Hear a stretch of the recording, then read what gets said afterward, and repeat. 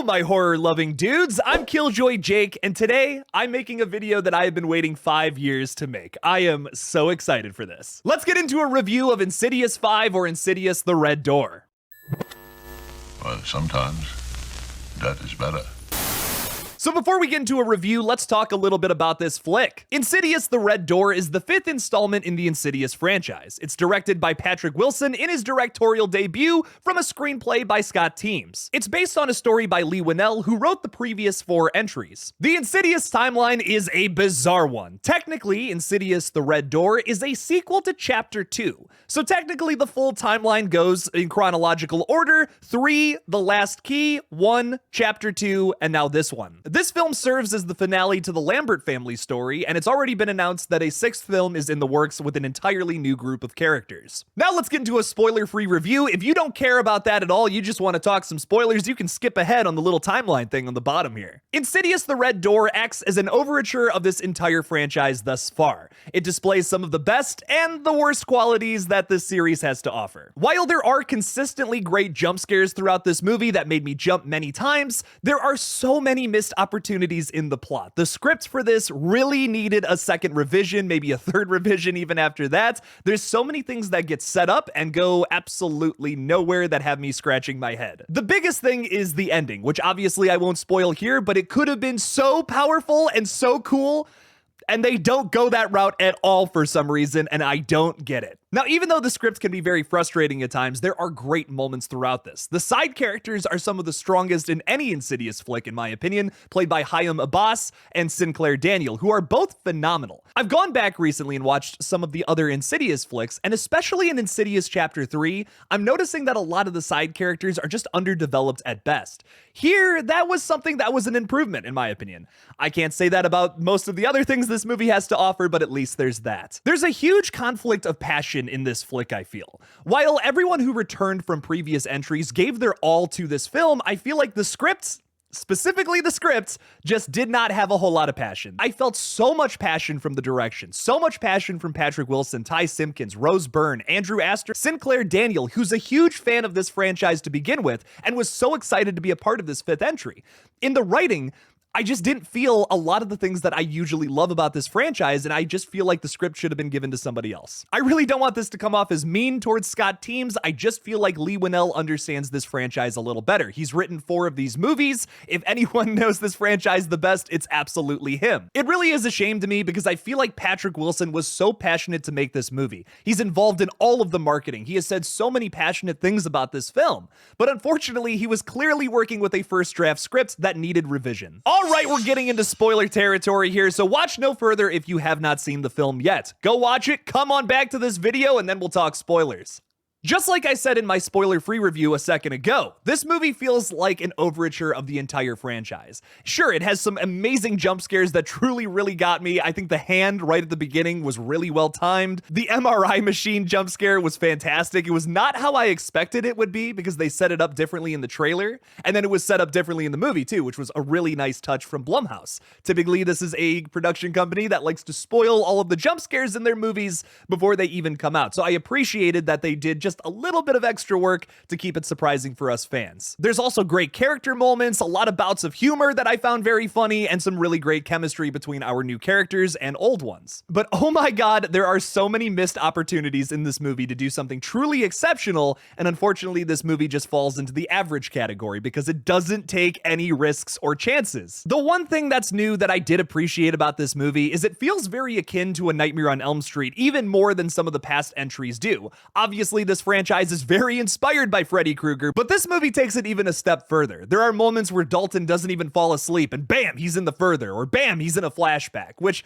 that feels very Nightmare on Elm Street to me in the way that they set that up, and it's really nice. It's very different. I was like, okay, that's pretty cool. But then there are multiple things set up throughout this movie that do absolutely nothing to serve the plot, and it is literally just filler. Starting right from the opening scene, we get a funeral for Lorraine's character, played by Barbara Hershey, who is of course Josh Lambert's Lambert's mother and the grandmother to the rest of the family. For some reason, Barbara Hershey is not in this film. She is in fact still alive, 75 years young and absolutely killing it, but she's not in this movie at all. And there's an entire subplot about Josh Lambert's father that could have just been Barbara Hershey and the audience might have cared. Now, mind you, we've never met his father in previous movies. He's briefly been talked about here and there, but it would have been so much more powerful if it was Barbara Hershey from the beyond trying to contact Josh or something along those lines. I don't understand why we wrote in the father character. I think the only reason they specifically wrote in this father character played by a whole new actor was to match the same relationship struggles going on between him and Dalton. I get that, but the same thing would have worked with the parent we already were familiar with and had met in previous movies. I don't understand that writing decision at all. I think I actually would have cared about that subplot if it was someone I had met in a previous movie. This just was completely pointless and really dumb in my opinion. The missed opportunities don't stop there, unfortunately. We go to this frat party later on in the film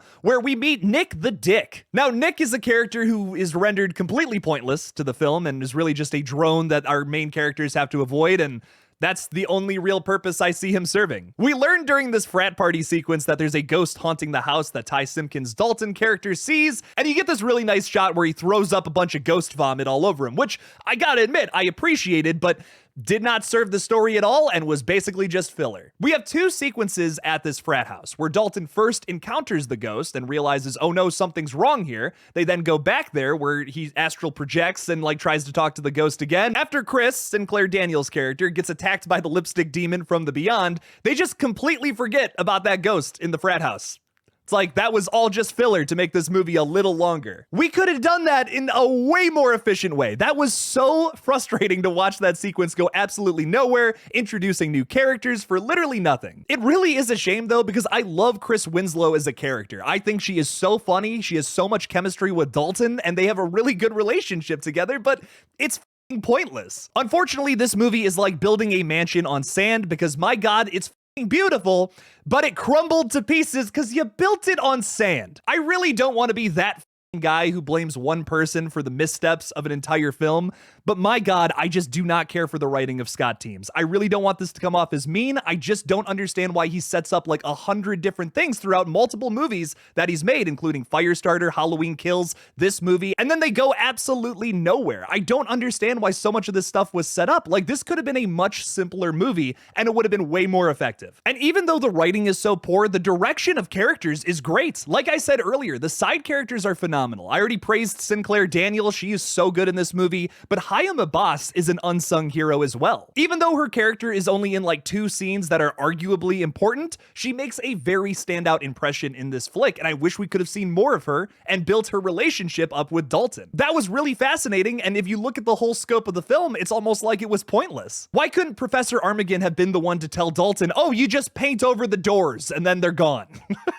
Like, listen, that's a really stupid plot point and I'm about to rant about it, but I just wish she could have been there to maybe instigate that a little bit so her, her character actually served a purpose in this film. That would have been pretty cool. It's just so inefficient. Like, I see the story beats that they're trying to hit here, but the way that they're doing them is taking so long to get from point A to point B when you could have just done it like this quick. So real quick aside here, but trust me, it's going to be important. There's this Greek myth about a Titan named Atlas. And essentially, if you have no idea what the hell I'm talking about, it's this gigantic Titan person who's forced to hold up the heavens and the sky for all eternity. And like, you've probably seen the shot of him like holding up like a big globe like this. There's a picture of it right here, once again, if you have no idea what I'm talking about. But they set up the ending of Insidious the Red Door in a similar fashion, which would have been a super tragic but very powerful ending. Josh Lambert once again goes into the further to save Dalton. He gets him out of the Red Door room or whatever with the lipstick demon, traps him in there with the door, and then holds it shut. It would have been way cooler if Josh Lambert was separated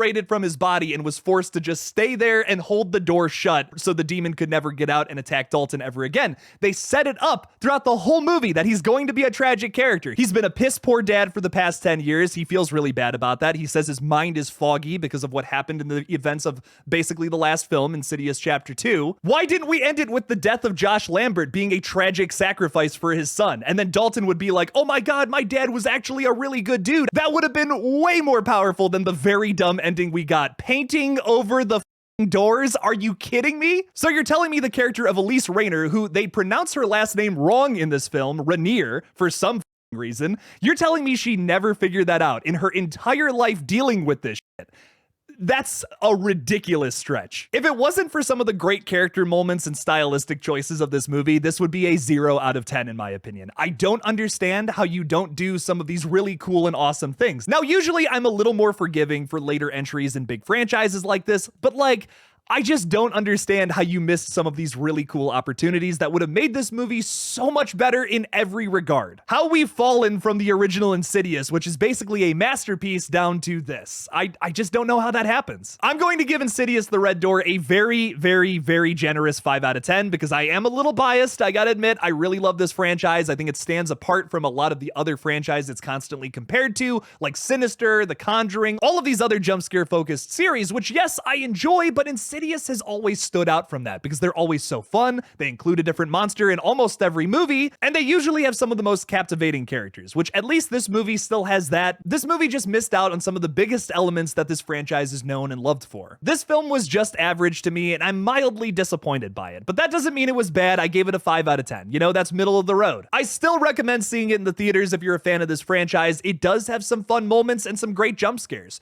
Go see it with your friends. It'll be a great time. I saw it with mine, and honestly, I still had a good time with it. What did you all think of Insidious The Red Door, though? Leave me something about it in the comments below. Thank you all so much for watching my big old review of Insidious The Red Door. Don't forget to like this video and subscribe for more review videos in the future. Please consider supporting me on Patreon, especially if you want to be a co-host on my podcast. The link for that is in the description below. Thank you all again for watching, and as always, don't forget to kill it out there, y'all.